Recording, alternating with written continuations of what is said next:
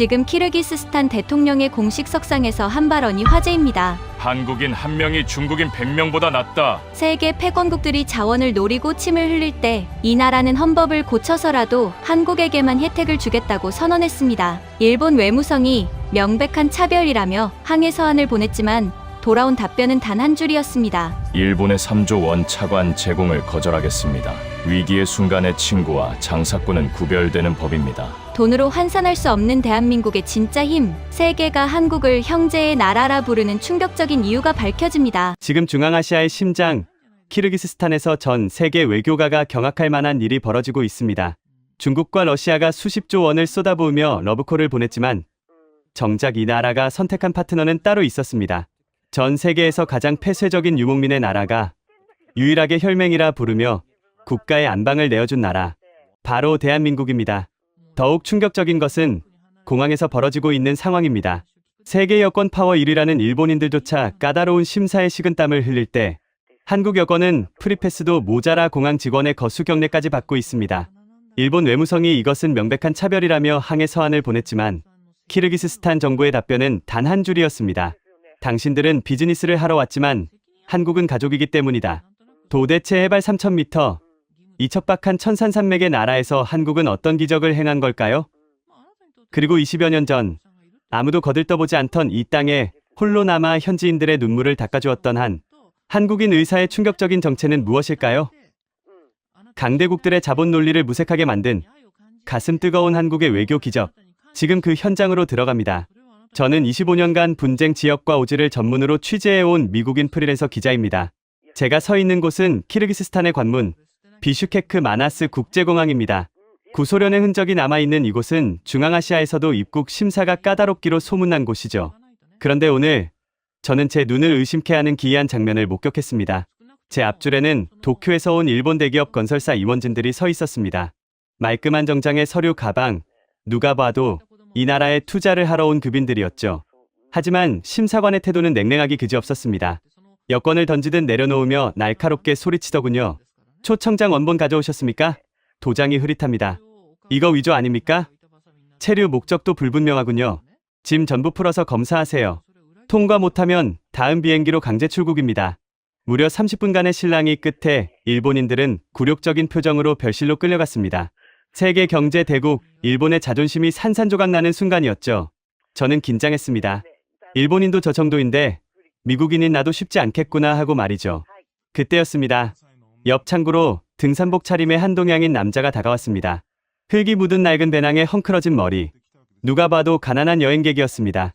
저는 속으로 저 사람은 100% 입국 거부다라고 생각했습니다.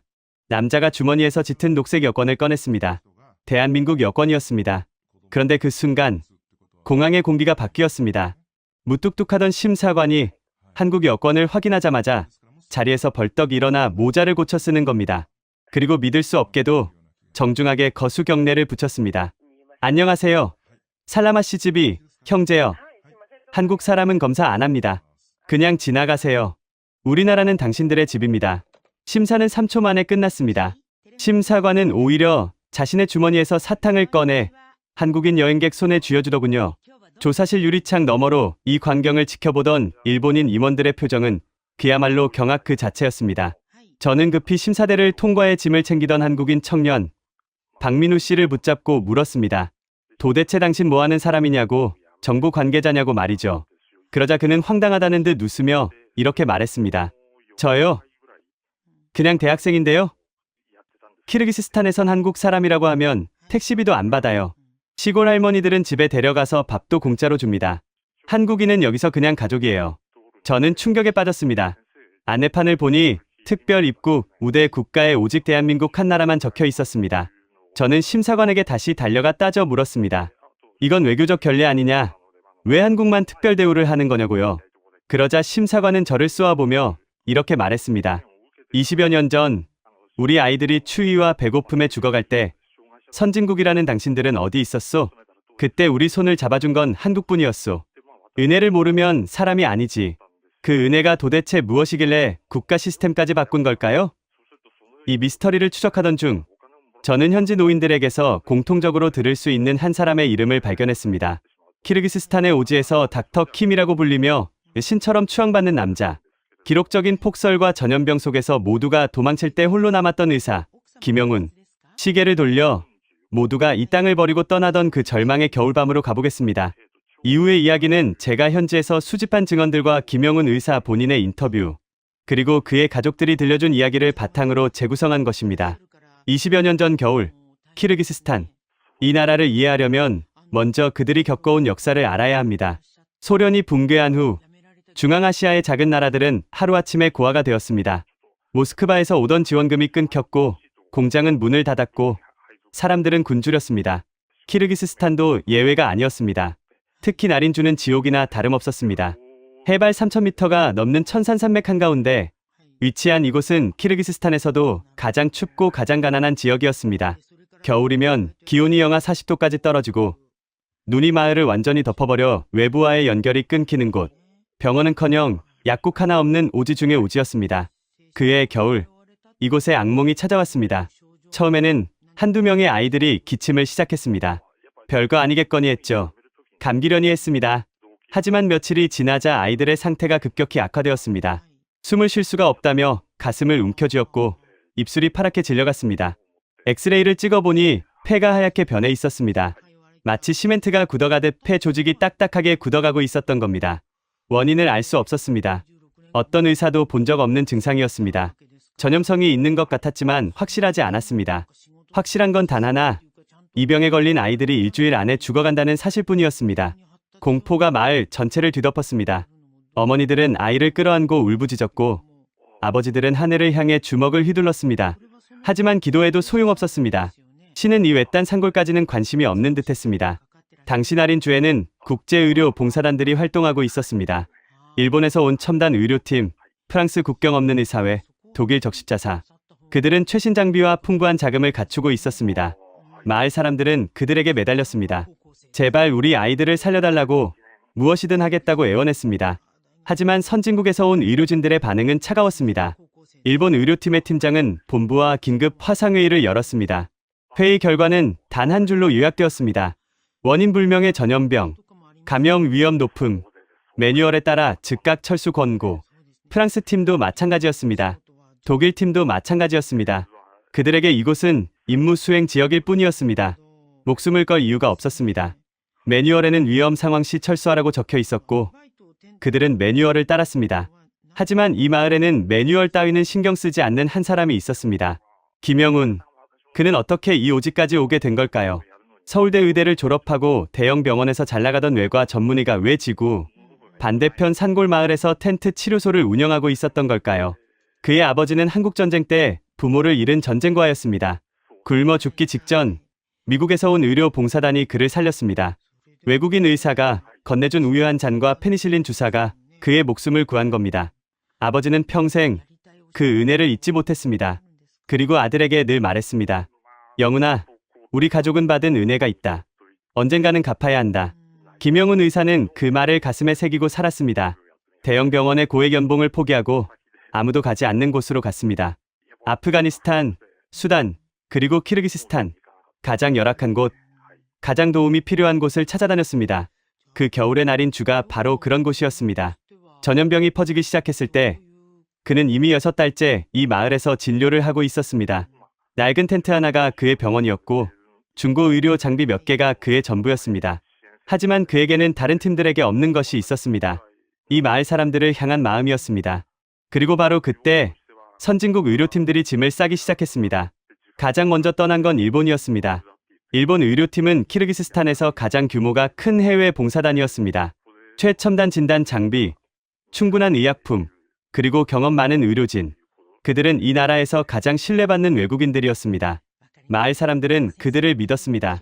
그들이 있으면 괜찮을 거라고 생각했습니다. 하지만 전염병이 퍼지자 상황이 달라졌습니다. 일본 팀장 다나카 박사는 도쿄 본부와 긴급 화상회의를 열었습니다. 화면 너머로 양복 입은 임원들이 심각한 표정으로 앉아 있었습니다. 다나카 박사, 현지 상황을 보고하세요. 다나카 박사가 떨리는 목소리로 말했습니다. 원인 불명의 호흡기 질환입니다. 전염성이 있는 것으로 보입니다. 현재까지 감염자 47명, 사망자 8명, 대부분 어린이입니다. 임원 중 한 명이 날카롭게 물었습니다. 치료법은 있습니까? 현재로서는 없습니다. 그렇다면 결정은 명확합니다. 매뉴얼 73조에 따라 즉각 철수하세요. 팀원들의 안전이 최우선입니다. 다나카 박사가 머뭇거렸습니다. 하지만 환자들이 있습니다. 아이들이 죽어가고 있습니다. 우리가 떠나면 임원이 차갑게 끊었습니다. 다나카 박사, 감정적으로 판단하지 마세요. 우리 팀원 한 명이 감염되면 그 책임은 누가 집니까? 당신이 질 겁니까? 회사가 무슨 보상을 해야 합니까? 합리적으로 생각하세요. 화상회의가 끝났습니다. 결론은 단 한 줄이었습니다. 상황 통제 불가. 매뉴얼에 따라 즉각 철수 결정. 일본 팀원들은 빠르게 짐을 쌌습니다. 의약품 상자들을 트럭에 실었습니다. 수백만 원어치 의료 장비를 포장했습니다. 단 하나도 남기지 않았습니다. 그 소식을 들은 마을 촌장 아이백이 달려왔습니다. 그는 숨이 차서 헐떡거리며 일본 캠프에 도착했습니다. 다나카 박사를 찾았습니다. 선생님, 떠나신다는 게 사실입니까? 다나카 박사가 고개를 돌렸습니다. 눈을 마주치지 않았습니다. 죄송합니다. 본부 지침입니다. 아이백이 다나카 박사의 바짓가랑이를 붙잡았습니다. 무릎을 꿇었습니다. 70이 넘은 노인이 외국인 앞에 무릎을 꿇은 것입니다. 제발요, 선생님, 가지 마십시오. 우리 아이들이 죽어가고 있습니다. 제 손녀도요. 6살입니다. 숨을 못 쉽니다. 제발요. 늙은 촌장의 눈에서 눈물이 흘러내렸습니다. 주름진 얼굴이 절망으로 일그러져 있었습니다. 약이라도요. 약이라도 조금만 남겨주십시오. 몇 박스만이라도요. 제발요. 다나카 박사의 얼굴에 순간 망설임이 스쳤습니다. 하지만 뒤에서 팀원 하나가 소리쳤습니다. 팀장님, 헬기 도착했습니다. 빨리 오셔야 합니다. 다나카 박사가 아이백의 손을 뿌리쳤습니다. 죄송합니다. 감염 우려가 있어서 의약품을 남길 수 없습니다. 본부 지침입니다. 그는 돌아서서 헬기를 향해 뛰어갔습니다. 아이백이 땅바닥에 엎드려 소리쳤습니다. 제발요, 제발. 우리 아이들을. 헬기 프로펠러가 돌아가기 시작했습니다. 먼지가 피어올랐습니다. 아이백의 울부짖음이 프로펠러 소리에 묻혔습니다. 헬기가 떠올랐습니다. 일본 깃발이 새겨진 헬기가 점점 작아지다가 구름 속으로 사라졌습니다. 아이백은 땅바닥에 주저앉아 하늘을 바라봤습니다. 아무 말도 하지 못했습니다. 프랑스 팀도 뒤를 이었습니다. 국경 없는 이 사회 소속 프랑스 팀장 뒤퐁 박사는 팀원들을 모아놓고 말했습니다. 상황이 심각합니다. 파리 본부에서 철수 명령이 내려왔습니다. 내일 새벽에 떠납니다. 팀원 중 젊은 간호사가 손을 들었습니다. 팀장님, 환자들은 어떻게 합니까? 우리가 떠나면 누가 돌봅니까? 뒤퐁 박사가 한숨을 쉬었습니다. 안타깝지만 우리가 할 수 있는 건 없습니다. 이건 우리 능력 밖의 일입니다. 여기서 죽는 건 의미가 없습니다. 다음 날 새벽, 프랑스 팀도 떠났습니다. 독일 적십자사도 마찬가지였습니다. 그들은 더 냉정했습니다. 독일 팀장 슈미트 박사는 기자회견까지 열었습니다. 우리는 전문가입니다. 감정에 휘둘리면 안 됩니다. 이 상황은 통제가 불가능합니다. 여기서 희생되는 것은 어리석은 일입니다. 우리는 다음 임무를 위해 보존되어야 합니다. 마을 사람들이 독일 팀 앞에서 무릎을 꿇었습니다. 아이를 안은 어머니들이 울며 매달렸습니다. 제발요. 우리 아기가 죽어가고 있어요. 도와주세요. 슈미트 박사는 고개를 저었습니다. 미안합니다. 감염 위험이 있습니다. 가까이 오지 마세요. 그는 마스크를 쓰고 뒤로 물러섰습니다. 마치 더러운 것을 피하듯이. 미국에서 온 소규모 봉사단도 철수했습니다. 영국 자원봉사자들도 떠났습니다. 하나둘 짐을 싸고 차를 타고 헬기를 타고 사라졌습니다. 이유는 다 똑같았습니다. 위험하다. 매뉴얼에 철수하라고 되어 있다. 우리 안전이 먼저다. 우리는 다음을 위해 보존되어야 한다. 이틀 만에 마을에는 외국인 의료진이 단 한 명도 남지 않았습니다. 마을은 죽음의 정적에 휩싸였습니다. 아이들의 기침 소리만 텐트 사이로 흘러나왔습니다. 어머니들의 흐느낌이 밤새 이어졌습니다. 누군가는 하늘을 향해 기도했고 누군가는 분노에 주먹을 쥐었습니다. 그놈들이 우릴 버렸어. 한 남자가 분노에 떨며 외쳤습니다. 우리가 뭘 잘못했다고. 우리 아이들이 뭘 잘못했다고. 하지만 아무도 대답하지 않았습니다. 하늘도 침묵했습니다. 신도 이외딴 산골 마을은 잊은 것 같았습니다. 그런데 마을 한가운데 유일하게 불이 꺼지지 않은 텐트가 있었습니다. 낡은 군용 텐트였습니다. 천이해지고 바람이 새어 들어오는 초라한 텐트. 그 안에서 랜턴 불빛이 희미하게 새어나오고 있었습니다. 김영훈 의사의 진료소였습니다. 다른 팀들이 철수할 때 김영훈 의사는 말이 없었습니다. 그들을 비난하지도 않았고 막지도 않았습니다. 그저 묵묵히 자기 진료소로 돌아와 환자들을 돌봤습니다. 일본 팀장 다나카 박사가 떠나기 전 김영훈 의사에게 다가와 말했습니다. 김 선생, 당신도 빨리 나가시오. 이건 자살행위요. 우리도 최선을 다했지만 한계가 있소. 당신 혼자서는 아무것도 못 바꿉니다.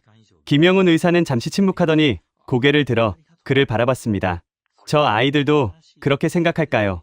다나카 박사는 할 말을 잃었습니다. 잠시 멈칫하더니 한숨을 쉬며 돌아섰습니다. 후회해도 모릅니다. 그것이 마지막이었습니다. 그날 밤 마지막 헬기가 떠났습니다. 프로펠러 소리가 점점 멀어졌습니다. 그리고 마을에는 정적만 남았습니다. 눈이 내리기 시작했습니다. 기온이 급격히 떨어졌습니다. 영하 25도를 넘어서고 있었습니다. 설상가상으로 전기까지 끊겼습니다. 디젤 발전기의 연료가 다 떨어진 것입니다. 마을 전체가 어둠 속에 잠겼습니다. 유일하게 불빛이 새어나오는 곳은 김영훈 의사의 낡은 텐트뿐이었습니다. 작은 랜턴 하나가 희미하게 빛나고 있었습니다. 그 안에서 그는 숨이 넘어가는 아이의 가슴에 청진기를 대고 있었습니다. 바로 그때 텐트 안에서 전화벨이 울렸습니다. 한국 대사관이었습니다. 김 선생님, 지금 마지막 수송기가 뜹니다. 공항까지 차로 2시간입니다. 지금 당장 출발하셔야 합니다. 대사관 직원의 목소리는 다급했습니다. 이거 놓치면 당분간 나올 방법이 없습니다. 도로가 눈에 묻히면 끝이에요. 선생님, 듣고 계십니까? 김영훈 의사는 수화기를 든 채 눈앞에 아이를 바라봤습니다. 6살짜리 소녀였습니다. 촌장 아이백의 손녀 아이굴이었습니다. 숨소리가 거칠었습니다. 입술이 파랗게 질려 있었습니다.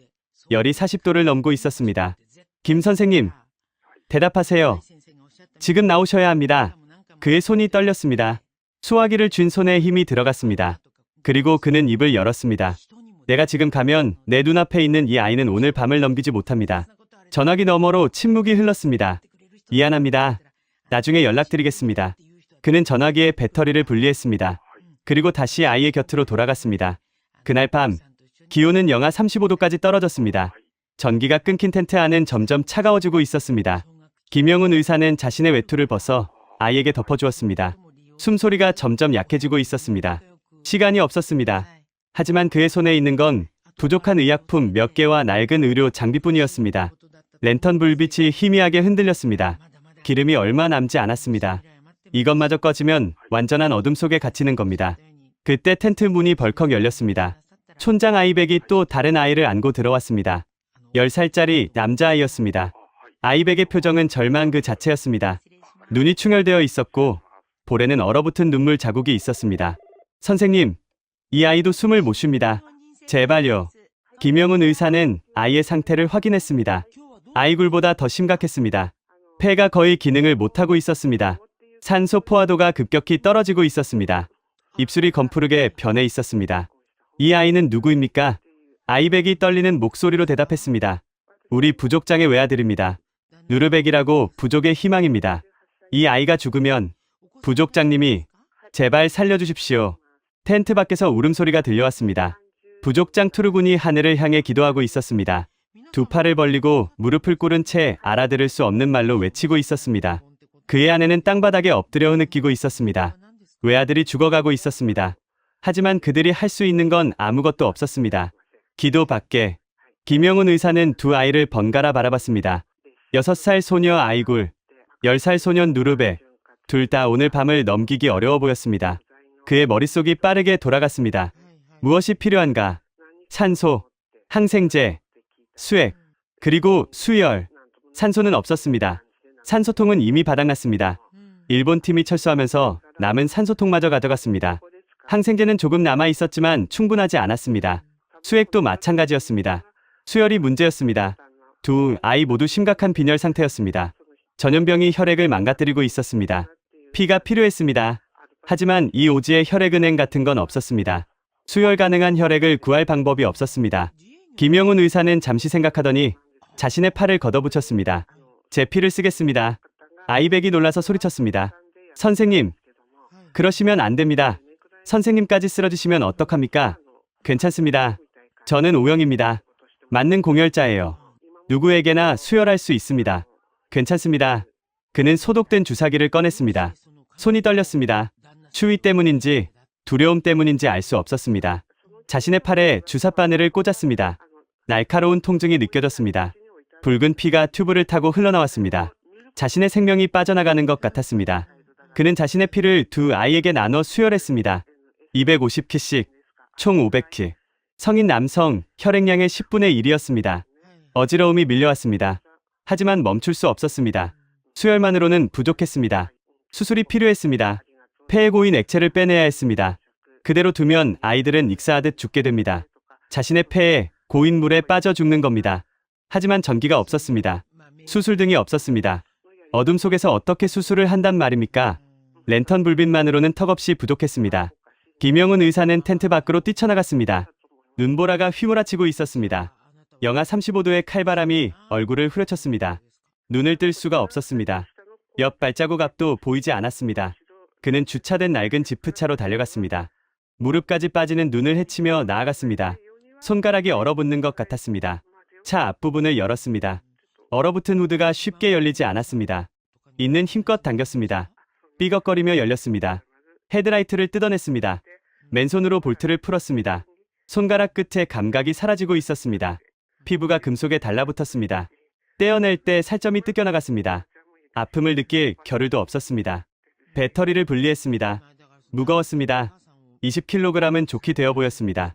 그것을 안고 눈밭을 뚫고 텐트로 돌아왔습니다. 전선을 연결했습니다. 손이 너무 떨려서 제대로 잡히지 않았습니다. 몇 번이고 실패했습니다. 겨우 연결에 성공했습니다. 자동차 헤드라이트가 환하게 켜졌습니다. 텐트 안이 대낮처럼 밝아졌습니다. 완벽하지는 않았지만 수술할 수 있을 정도는 되었습니다. 하지만 또 다른 문제가 있었습니다. 손이었습니다. 그의 손은 완전히 얼어 있었습니다. 손가락이 굽혀지지 않았습니다. 이 손으로는 메스를 잡을 수 없었습니다. 바늘을 줄 수 없었습니다. 그는 냄비에 물을 끓였습니다. 작은 가스버너에 남은 연료를 모두 사용했습니다. 물이 끓기 시작했습니다. 얼어붙은 손을 끓는 물에 담갔습니다. 이악! 비명이 터져나왔습니다. 상상을 초월하는 고통이었습니다. 얼어붙은 조직이 급격히 녹으면서 신경이 살아나는 느낌. 수천 개의 바늘로 찌르는 것 같았습니다. 이를 악물었습니다. 손을 빼지 않았습니다. 감각이 돌아와야 했습니다.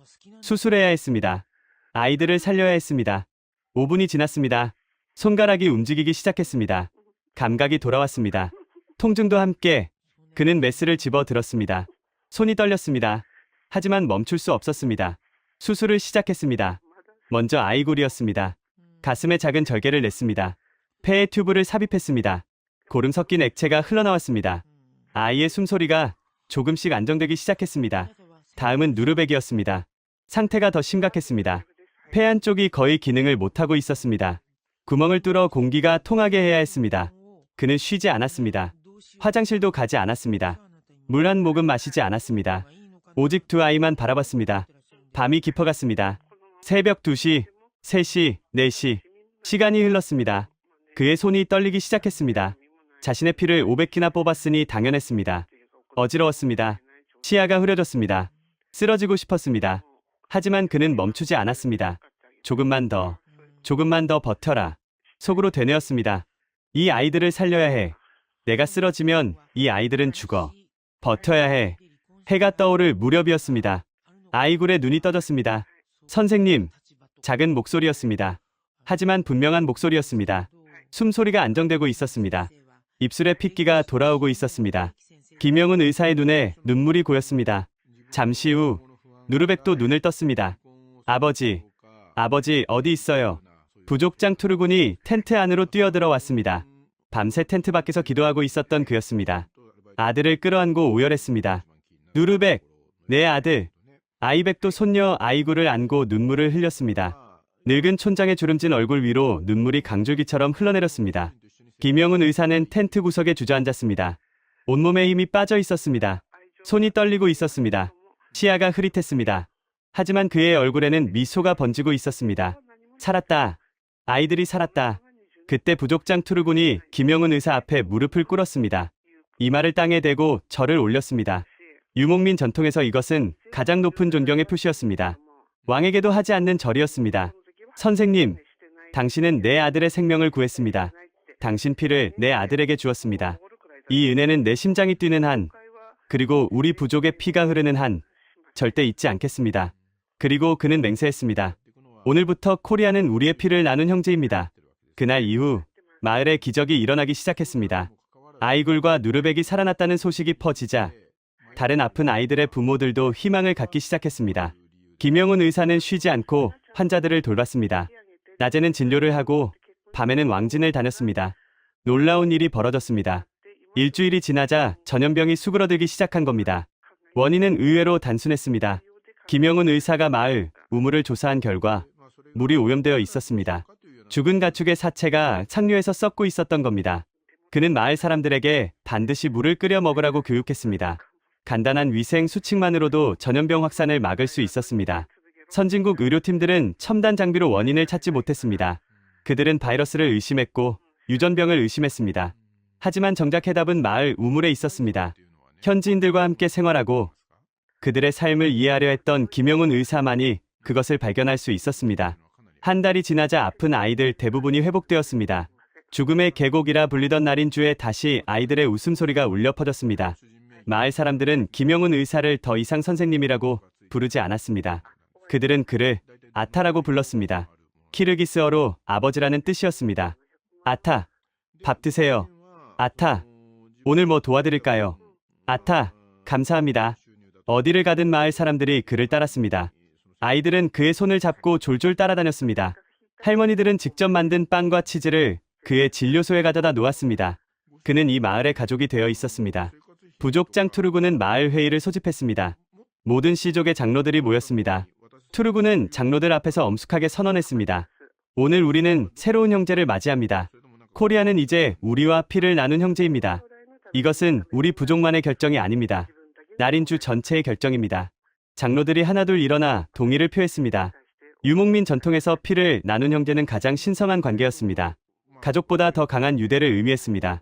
생명의 빚은 대대손손 갚아야 하는 것이었습니다. 이 소식은 빠르게 퍼져나갔습니다. 날인주에서 시작된 이야기가 키르기스스탄 전역으로 퍼졌습니다. 수도 비슈케크까지 닿았습니다. 한국인 의사가 우리 아이들을 살렸다는 이야기가 신화처럼 전해졌습니다. 다른 나라들은 다 도망갔다. 일본도 프랑스도 독일도 미국도. 하지만 한국인은 남았다. 자기 피를 뽑아서 우리 아이들에게 수혈했다. 그런 사람들이 한국인이다. 키르기스스탄 사람들에게 한국은 더 이상 먼 나라가 아니었습니다. 그들에게 한국은 가장 힘들 때 손을 내밀어 준 유일한 친구였습니다. 삼성이나 현대가 유명해지기 전부터, 케이팝이 인기를 얻기 전부터 키르기스스탄 사람들은 한국을 형제의 나라로 기억하고 있었습니다. 김영훈 의사는 그 후로도 이 땅에 남았습니다. 그는 키르기스스탄 정부의 권유로 수도 비슈케크에 작은 병원을 세웠습니다. 한국에서 의료 장비와 약품을 지원받아 왔습니다. 현지 의대생들을 가르치기도 했습니다. 그의 병원에서 수련받은 의사들이 키르기스스탄 전역으로 퍼져나갔습니다. 하지만 그가 치른 대가는 상상을 초월했습니다. 서울에 두고 온 가족이 있었습니다. 아내 서윤정과 두 아이, 아들 태민과 딸 서연. 그들은 서울에서 아버지 없이 자라고 있었습니다. 김영훈 의사가 마지막으로 한국에 돌아간 게 언제인지 그조차 기억이 희미해지고 있었습니다. 그렇게 세월이 흘러 김영훈 의사가 키르기스스탄에 머문 시간은 어느덧 15년이 되어가고 있었습니다. 처음에는 잠깐이었습니다. 1년만 봉사하고 돌아가겠다고 했습니다. 아내 서윤정도 그 말을 믿었습니다. 1년이면 금방이지. 그렇게 생각했습니다. 하지만 1년이 2년이 되었습니다. 전염병 사태가 수습된 후에도 그는 돌아오지 않았습니다. 병원을 세워야 한다고 했습니다. 현지 의사들을 양성해야 한다고 했습니다. 조금만 더, 조금만 더. 2년이 5년이 되었습니다. 5년이 10년이 되었습니다. 그리고 10년이 15년이 되었습니다. 그동안 서울에서는 많은 일이 일어났습니다. 아들 태민은 초등학생에서 대학생이 되었습니다. 딸 서연은 유치원생에서 고등학생이 되었습니다. 아이들의 키가 자라고 얼굴이 변하고 목소리가 굵어지는 동안 아버지는 그 곁에 없었습니다. 아내 서윤정은 혼자서 모든 것을 감당했습니다. 아이들 학교 보내고 학원 데려다주고 아플 때 병원 가고 숙제 봐주고 밥 해주고 빨래하고 남편이 할 일, 아내가 할 일 전부 혼자 했습니다. 친구들은 그녀를 안쓰럽게 바라봤습니다. 윤정아, 네 남편 대체 언제 와? 벌써 몇 년째야? 곧 온대. 일이 좀 바빠서. 그 말 몇 번째 하는 거야? 솔직히 말해봐. 거기 다른 여자 있는 거 아니야? 서윤정은 웃으며 손을 저었습니다. 하지만 속으로는 눈물이 났습니다. 남편을 믿었습니다. 남편이 무슨 일을 하는지 알았습니다. 하지만 가끔은, 정말 가끔은 원망스러웠습니다. 왜 나만 이렇게 힘들어야 하지? 왜 나만 혼자서 다 해야 하지? 명절이 가장 힘들었습니다. 설날이면 친척들이 모였습니다. 삼촌, 고모, 이모, 사촌들 모두 가족 단위로 왔습니다. 남편과 아내, 아이들. 행복한 가족의 모습. 서윤정은 아이들을 데리고 홀로 갔습니다. 친척들이 물었습니다. 형부는 또 안 오셨어? 네. 거기 일이 바빠서요. 에이, 명절인데 집에 와야지. 가족이 뭐가 중요해? 친척들은 혀를 끌끌 찼습니다. 수군거리는 소리가 들렸습니다. 저 집 남편 이상한 거 아니야? 무슨 남편이 15년을 외국에서 살아? 글쎄, 뭔가 사정이 있겠지. 사정은 무슨, 그냥 가정에 관심 없는 거지 뭐. 서윤정은 못 들은 척했습니다. 하지만 가슴이 찢어지는 것 같았습니다. 아이들도 힘들었습니다. 아들 태민이 초등학교 3학년 때였습니다. 학교에서 가족 소개 발표가 있었습니다. 아이들이 하나씩 나와서 가족 사진을 보여주며 발표했습니다. 우리 아빠는 회사원이에요. 주말에 같이 축구해요. 우리 아빠는 요리를 잘해요. 주말마다 아빠표 파스타 먹어요. 태민 차례가 왔습니다. 그는 사진 한 장을 들고 나갔습니다. 오래된 사진이었습니다. 태민이 5살 때 찍은 가족 사진. 우리 아빠는 의사예요. 외국에서 아픈 사람 고쳐요. 선생님이 물었습니다. 와, 대단하다. 아빠랑 최근에 찍은 사진은 없니? 태민은 대답하지 못했습니다. 최근 사진이 없었습니다. 아빠와 함께 찍은 사진 자체가 거의 없었습니다. 한 친구가 끼어들었습니다. 야, 그래서 너희 아빠 얼굴은 어떻게 생겼는데? 태민은 입을 다물었습니다. 아빠 얼굴이 선명하게 기억나지 않았습니다. 화상통화로 가끔 보기는 했지만 실제로 마주 본 게 언제인지 기억이 안 났습니다. 그날 밤 태민은 방에서 울었습니다. 서윤정이 문을 열고 들어갔습니다. 태민아, 왜 울어? 엄마, 아빠 얼굴이 기억 안 나. 서윤정의 가슴이 무너져 내렸습니다. 아들을 끌어안고 함께 울었습니다. 딸 서연도 마찬가지였습니다. 서연은 피아노를 배웠습니다. 재능이 있었습니다. 선생님이 칭찬을 아끼지 않았습니다. 콩쿠르에 나가보라고 권유했습니다. 서연은 열심히 연습했습니다. 매일 3시간씩 피아노 앞에 앉았습니다. 손가락이 아파도 멈추지 않았습니다. 아빠한테 보여주고 싶었습니다. 아빠가 오면 연주해드리고 싶었습니다. 콩쿠르 날이 다가왔습니다. 서연은 아빠한테 영상통화를 걸었습니다. 아빠, 이번 주 토요일에 콩쿠르야. 올 수 있어? 화면 너머로 아버지의 얼굴이 일그러졌습니다. 서연아, 미안해. 이번 주에 중요한 수술이 있어서. 아빠, 제발. 이번만. 친구들 아빠 다 와. 나만 아빠 없어. 서연아, 아빠 한 번만. 제발. 침묵이 흘렀습니다. 그리고 아버지가 말했습니다. 미안해. 정말 미안해. 다음에는 꼭 갈게. 서연은 전화를 끊고 울었습니다. 콩쿠르 날, 서연은 무대에 섰습니다. 객석을 바라봤습니다. 엄마와 오빠가 앉아 있었습니다. 그 옆자리는 비어 있었습니다. 아빠가 앉았어야 할 자리. 서연은 연주를 시작했습니다. 완벽한 연주였습니다. 심사위원들이 고개를 끄덕였습니다. 연주가 끝나고 박수가 쏟아졌습니다. 하지만 서연은 웃지 않았습니다. 빈 의자만 바라봤습니다. 대상을 받았습니다. 상장을 들고 사진을 찍었습니다. 엄마와 오빠가 양옆에 섰습니다. 아빠 자리는 비어 있었습니다. 그날 밤, 서연은 트로피를 껴안고 울었습니다. 아빠, 바보. 바보. 바보야. 서연의 중학교 졸업식 날도 마찬가지였습니다. 졸업식장에 부모들이 모여들었습니다. 아버지들이 카메라를 들고 서 있었습니다. 어머니들이 꽃다발을 들고 있었습니다. 서연은 졸업장을 받고 객석을 바라봤습니다. 엄마만 앉아 있었습니다. 옆자리는 비어 있었습니다. 친구가 다가왔습니다. 서연아, 같이 사진 찍자. 가족이랑. 그래. 사진을 찍었습니다. 친구네 가족은 4명이 함께 찍었습니다. 아빠, 엄마, 친구, 동생. 완벽한 가족 사진. 서연네는 둘이 찍었습니다. 엄마와 서연. 아빠 없는 가족 사진. 친구 아빠가 물었습니다. 아버지는 안 오셨니? 네. 외국에서 일하셔서요.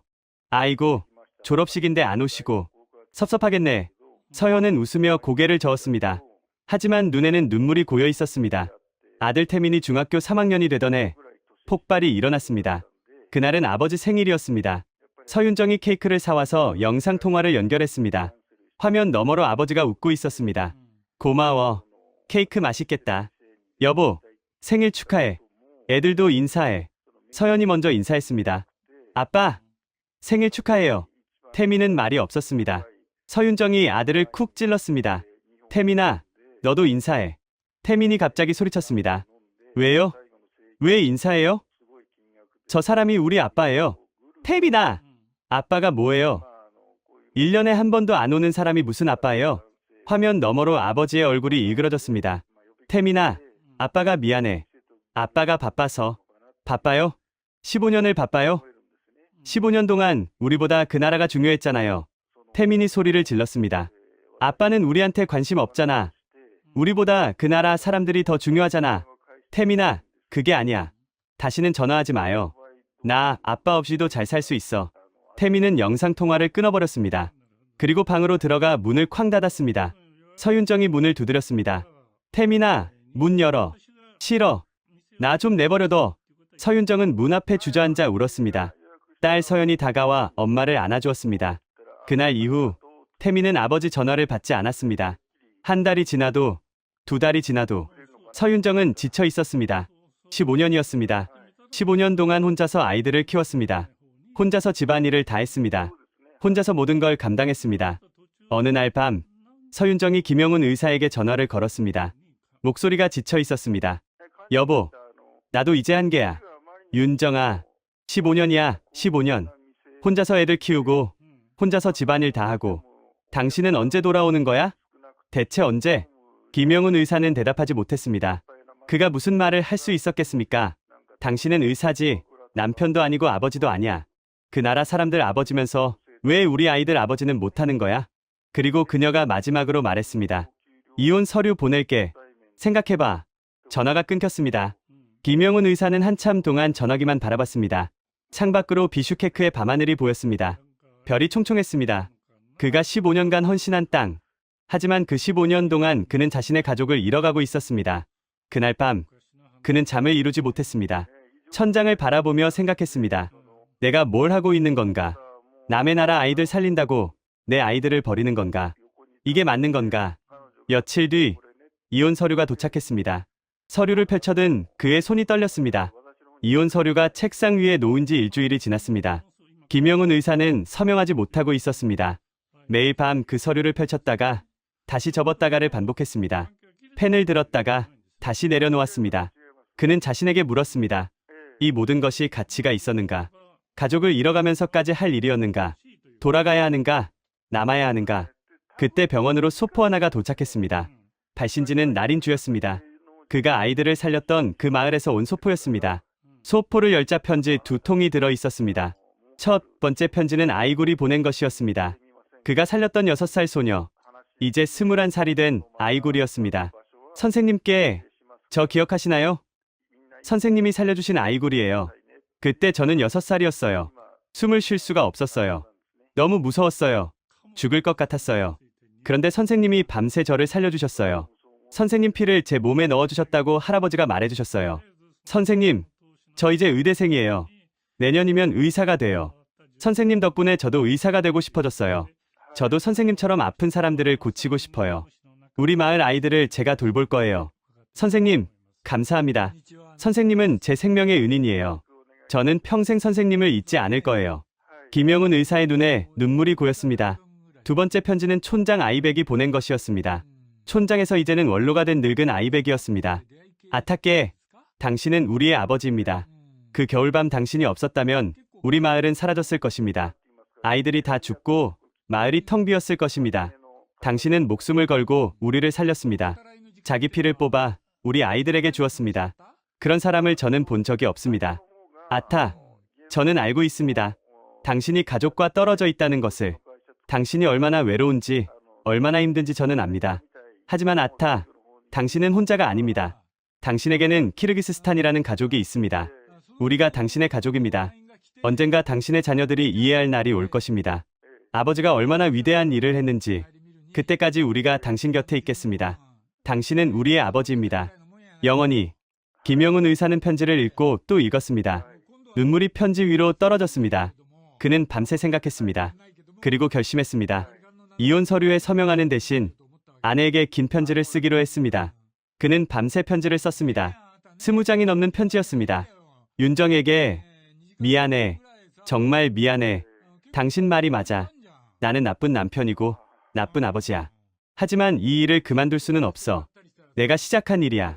여기 사람들에게 한 약속이 있어. 그 약속을 저버리면 나는 사람이 아니야. 언젠가 아이들이 이해해 줄 거라고 믿어.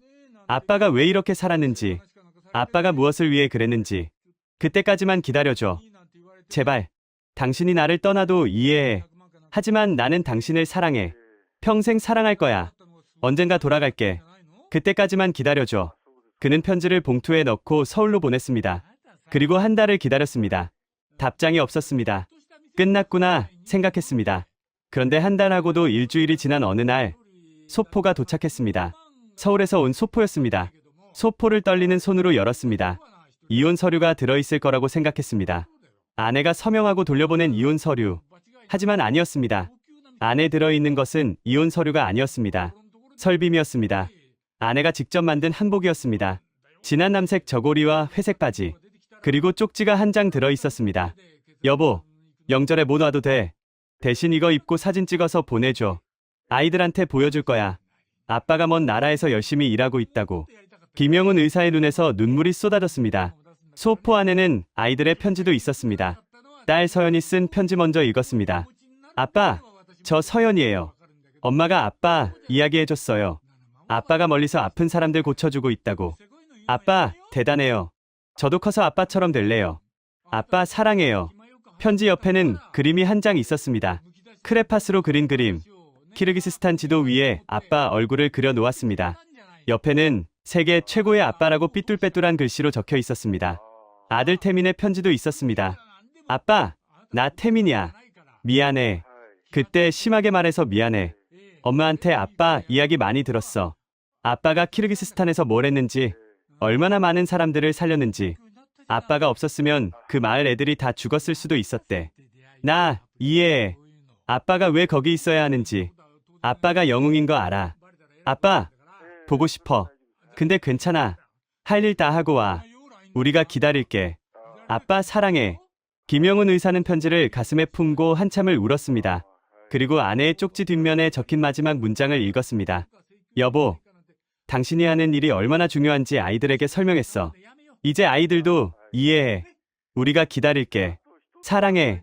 그는 펑펑 울었습니다. 다음 날, 그는 아내가 보내준 한복을 입고 사진을 찍었습니다. 비슈케크의 병원 앞에서 천산산맥을 배경으로 그 사진을 서울로 보냈습니다. 그해 설날부터 매년 명절마다 그는 한복을 입고 사진을 찍어 가족에게 보냈습니다. 매년 설날 화상통화로 가족과 연결했습니다. 아이들이 한 뼘씩 자라는 것을 화면으로 지켜봤습니다. 아들이 대학에 가는 것을, 딸이 고등학교를 졸업하는 것을 화면으로 축하했습니다. 멀리 떨어져 있었지만 마음은 연결되어 있었습니다. 그리고 몇 년 뒤 정말로 아들이 키르기스스탄에 나타났습니다. 비슈케크 마나스 국제공항. 김영훈 의사는 입국장 앞에서 초조하게 기다리고 있었습니다.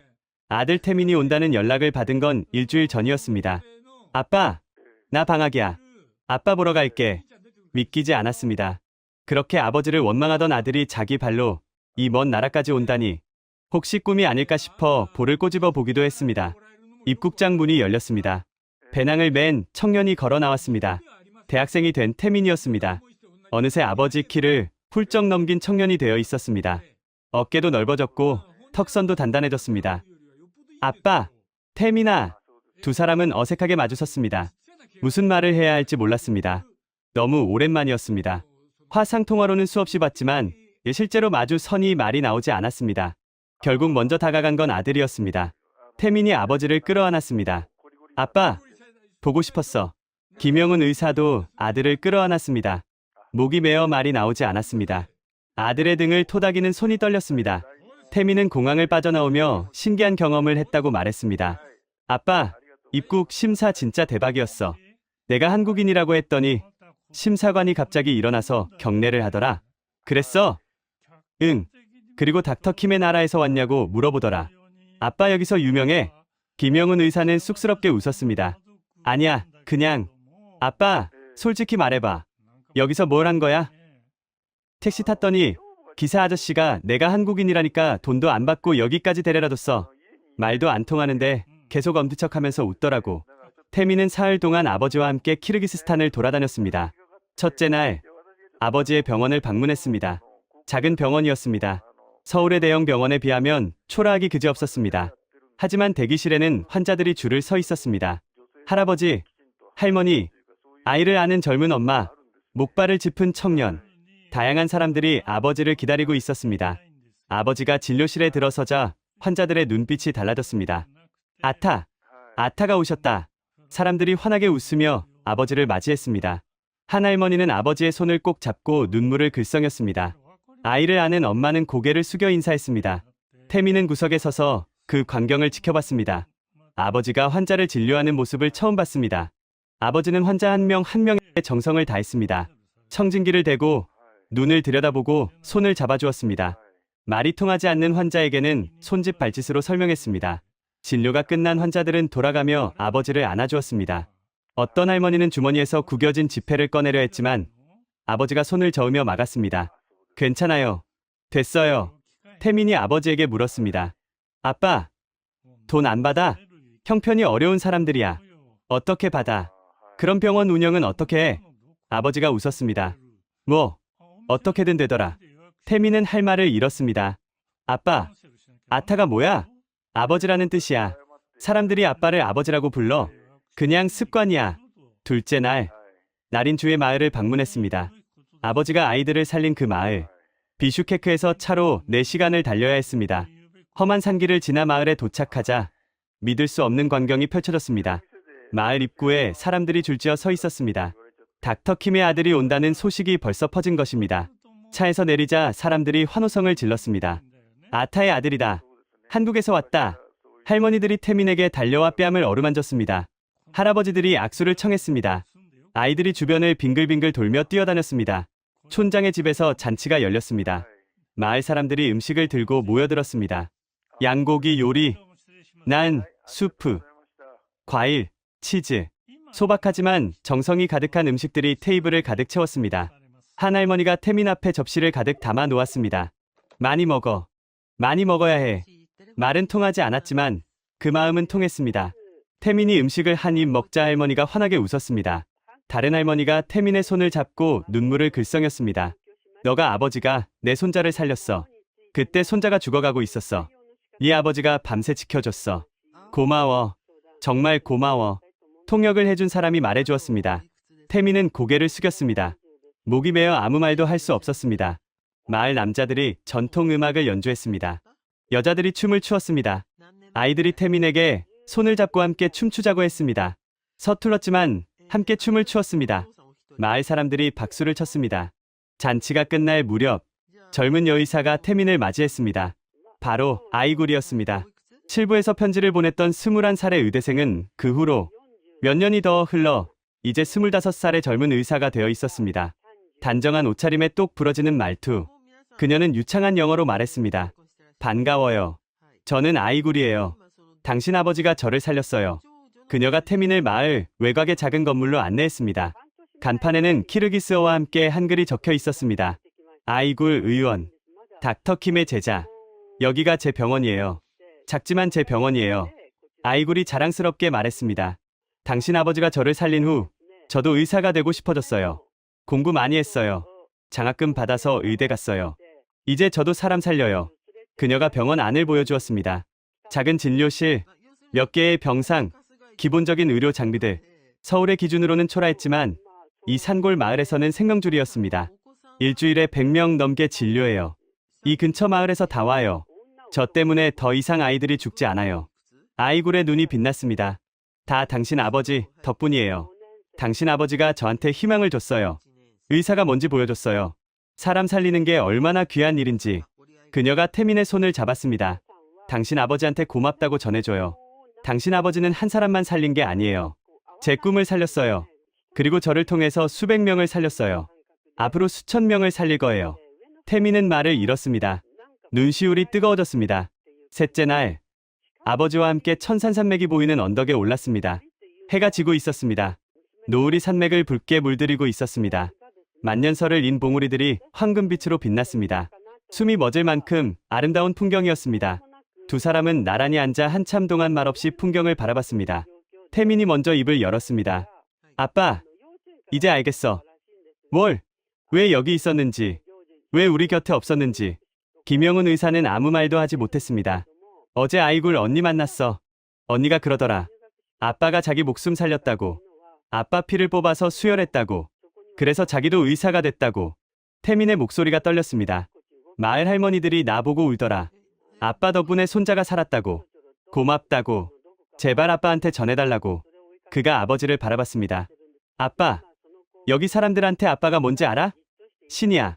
아빠는 여기서 신이야. 김영훈 의사가 고개를 저었습니다. 아니야. 나는 그냥. 아빠, 미안해. 태민이 말을 끊었습니다. 눈에 눈물이 고였습니다. 그동안 원망해서 미안해. 왜 집에 안 오냐고. 왜 우리한테 관심 없냐고. 다신 전화하지 말라고. 미안해, 아빠. 김영훈 의사의 눈에도 눈물이 고였습니다. 태민아, 아빠가 얼마나 대단한 일을 하는지 몰랐어. 여기 와서 알았어. 아빠가 없었으면 이 마을이 없었을 거야. 아이굴 언니도 없었을 거야. 수백 명이 죽었을 거야. 태민이 아버지의 손을 잡았습니다. 아빠, 자랑스러워. 진짜 자랑스러워. 우리 아빠라서. 김영훈 의사가 아들을 끌어안았습니다. 두 사람은 노을이 지는 언덕에서 한참 동안 울었습니다. 공항에서 헤어질 때 태민이 마지막으로 말했습니다. 아빠, 서두르지 마. 여기서 할 일 다 하고 와. 엄마도 동생도 나도 우리 다 기다릴게. 얼마든지 기다릴 수 있어. 김영훈 의사가 아들의 어깨를 잡았습니다. 태민아, 고마워. 여기까지 와줘서. 아빠, 사랑해. 우리 아빠라서 자랑스러워. 태민이 돌아서서 출국장으로 걸어갔습니다. 몇 번이고 뒤를 돌아보며 손을 흔들었습니다. 김영훈 의사도 손을 흔들었습니다. 아들의 모습이 출국장 너머로 사라질 때까지. 그로부터 또다시 세월이 흘렀습니다. 김영훈 의사가 이 땅에 머문 지 20여 년이 되어갈 무렵 키르기스스탄의 놀라운 뉴스가 전해졌습니다. 천산산맥 일대에서 세계 최대 규모의 금광이 발견된 겁니다. 매장량이 어마어마했습니다. 금뿐만이 아니었습니다. 히토류도 엄청났습니다. 전기차 배터리, 반도체, 첨단 무기의 필수적인 희귀 광물들이 이 척박한 땅 아래 잠들어 있었던 것입니다.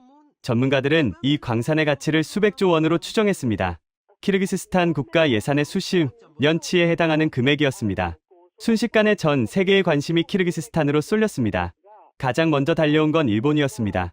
일본 정부는 대규모 사절단을 파견했습니다. 외무성 차관, 경제산업성 국장, 그리고 미쓰비시, 스미토모, 마루베니 등 일본 굴지의 종합상사 임원들이 대거 포함되어 있었습니다. 그들은 비슈케크 최고급 호텔 연회장에서 화려한 프레젠테이션을 열었습니다. 키르기스스탄과 일본의 새로운 파트너십을 제안합니다. 대형 스크린에 화려한 그래픽이 펼쳐졌습니다.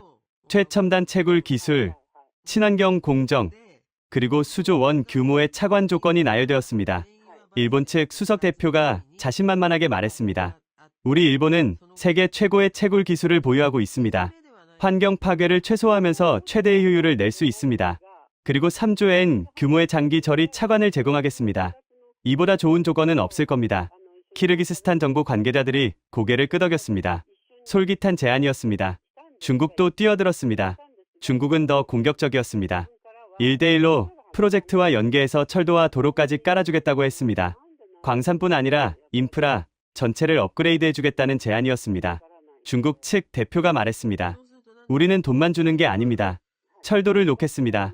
고속도로를 만들겠습니다. 키르기스스탄을 중앙아시아의 허브로 만들어 드리겠습니다. 러시아도 가만히 있지 않았습니다. 러시아는 노골적으로 압박했습니다. 역사적 유대를 강조하며 은근히 협박했습니다. 키르기스스탄과 러시아는 오랜 형제 국가입니다. 외부 세력에게 넘어가면 여러 가지로 불편한 일이 생길 수 있습니다. 한국 기업들도 입찰에 참여했습니다. 포스코, 현대건설, SK 등이 컨소시엄을 구성했습니다. 하지만 솔직히 규모 면에서 일본이나 중국에 밀렸습니다. 기술력은 있었지만 자본력에서 한계가 있었습니다. 국제 언론들은 일본의 승리를 점쳤습니다. 일본, 키르기스스탄 히토류 광산 수주 유력이라는 기사가 쏟아졌습니다. 누가 봐도 일본이나 중국이 유리해 보였습니다. 합리적인 계산이었습니다. 돈 많고 기술 좋은 쪽이 이기는 게 당연한 거 아닙니까? 하지만 키르기스스탄의 선택은 달랐습니다. 최종 결정을 내리는 장관급 회의가 열렸습니다. 대통령궁 회의실. 긴 테이블에 장관들이 둘러앉았습니다. 대통령이 상석에 앉아 있었습니다. 긴장감이 감돌았습니다. 외무부 장관이 먼저 발언했습니다. 일본의 제안이 가장 좋아 보입니다. 자금 규모도 크고 기술력도 검증되었습니다. 경제부 장관이 동의했습니다. 저도 같은 의견입니다. 합리적으로 보면 일본입니다. 고개를 끄덕이는 장관들이 많았습니다. 분위기는 일본 쪽으로 기울고 있었습니다. 그때 한 사람이 손을 들었습니다. 천연자원부 장관 누르벡. 그는 40대 초반의 젊은 장관이었습니다. 하지만 대통령의 두터운 신임을 받고 있었습니다. 그가 입을 열면 회의장이 조용해졌습니다. 제가 발언해도 되겠습니까? 대통령이 고개를 끄덕였습니다. 누르벡 장관이 자리에서 일어났습니다. 일본이 돈을 많이 준다고 했습니다. 중국도 마찬가지입니다. 합리적으로 보면 그들의 제안이 더 좋아 보입니다. 참석자들이 고개를 끄덕였습니다. 하지만 저는 한국을 선택해야 한다고 생각합니다. 회의장이 술렁였습니다. 몇몇 장관들이 의아한 표정을 지었습니다. 경제부 장관이 끼어들었습니다. 누르벡 장관, 무슨 근거로 그런 말씀을 하십니까? 한국의 제안은 일본보다 규모가 작습니다. 누르벡 장관이 천천히 말을 이었습니다. 20여 년 전 이야기를 해도 되겠습니까? 회의장이 조용해졌습니다. 20여 년 전 나린주에 전염병이 돌았습니다. 저도 그 병에 걸렸습니다. 10살이었습니다. 죽어가고 있었습니다. 그가 회의장을 둘러보았습니다. 그때 선진국 의료팀들이 많이 와 있었습니다. 일본도 있었습니다. 프랑스도 있었고 독일도 있었습니다. 누르벡 장관의 목소리가 낮아졌습니다. 하지만 그들은 모두 도망갔습니다. 전염병이 위험하다며 매뉴얼에 따라 철수한다고 했습니다. 우리가 죽어가는데 그들은 짐을 싸서 헬기를 타고 떠났습니다. 회의장에 침묵이 흘렀습니다.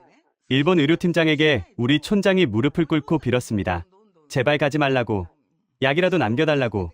하지만 그들은 감염 위험이 있다며 뿌리치고 갔습니다. 누르벡 장관의 눈에 분노가 서렸습니다. 그날 밤 저는 죽어가고 있었습니다. 숨을 쉴 수가 없었습니다. 어머니가 제 손을 잡고 울고 계셨습니다. 그가 잠시 말을 멈췄습니다. 하지만 한국인 의사 한 명은 남았습니다. 회의장의 공기가 달라졌습니다. 그분 이름은 김영훈입니다. 한국 대사관에서 마지막 수송기가 뜬다고 나오라고 했습니다. 하지만 그분은 전화기를 끊었습니다. 내 눈앞에 아이가 죽어가고 있는데 어떻게 떠나느냐고. 누르벡 장관의 목소리가 떨렸습니다. 그분이 자기 피를 뽑아서 저에게 수혈했습니다. 영하 35도의 밤에 전기도 없는 텐트에서 자동차 헤드라이트 불빛 아래서 밤새 수술했습니다. 그분이 아니었으면 저는 여기 없습니다. 회의장이 숨을 죽였습니다. 제가 장관이 된 것도 이 자리에서 발언하는 것도 다 그분 덕분입니다. 한국인 덕분입니다. 누르벡 장관이 목소리를 높였습니다. 일본은 그때 우리를 버렸습니다. 지금 와서 돈을 들고 온다고 해서 그때 일을 잊을 수 있습니까? 그가 테이블을 내려다보았습니다. 돈은 갚으면 됩니다. 하지만 생명의 빚은 무엇으로도 갚을 수 없습니다. 회의장에 긴 침묵이 흘렀습니다. 누르벡 장관이 마지막으로 말했습니다.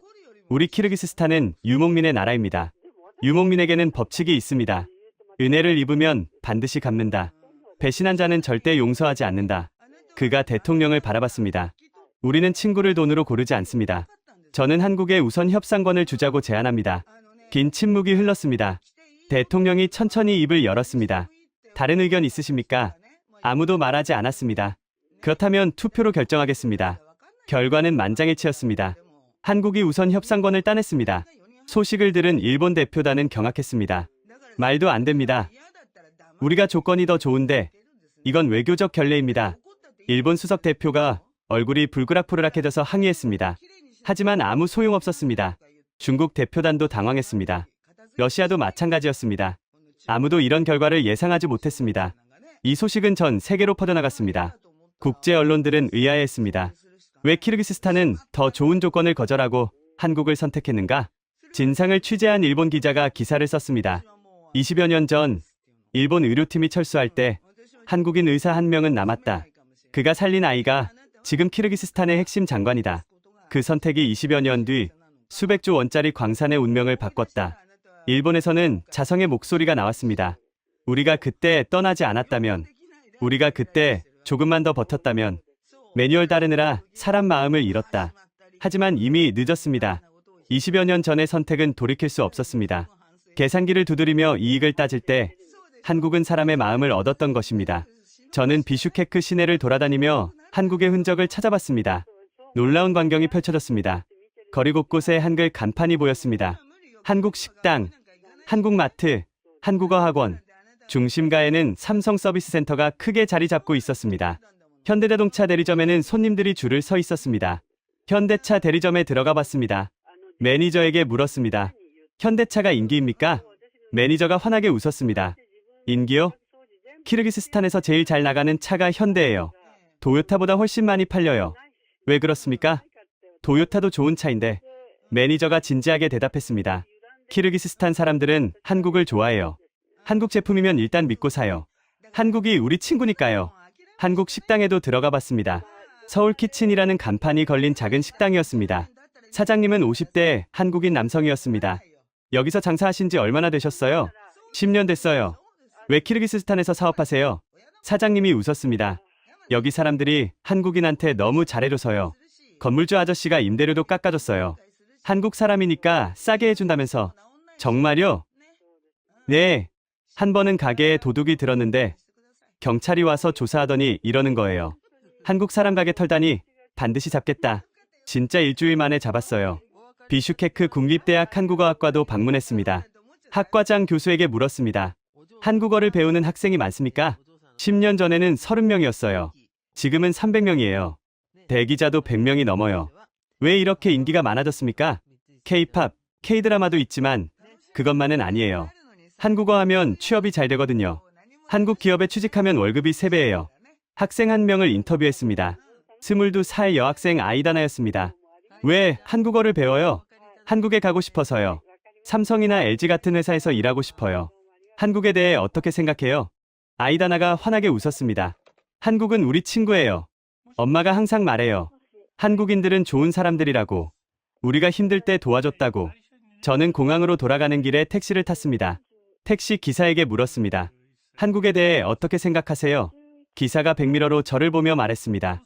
한국, 형제의 나라죠. 오래전에 우리를 도와줬어요. 닥터 킴 아세요? 그분이 우리 마을 아이들 살렸어요. 한국인은 언제나 환영이에요. 저는 미국인인데요. 기사가 아쉽다는 듯이 말했습니다. 아, 그래요? 그래도 괜찮아요. 하지만 한국인이었으면 공짜로 태워줬을 텐데. 마지막으로 저는 김영훈 의사를 다시 찾아갔습니다. 비슈케크 외곽의 작은 병원.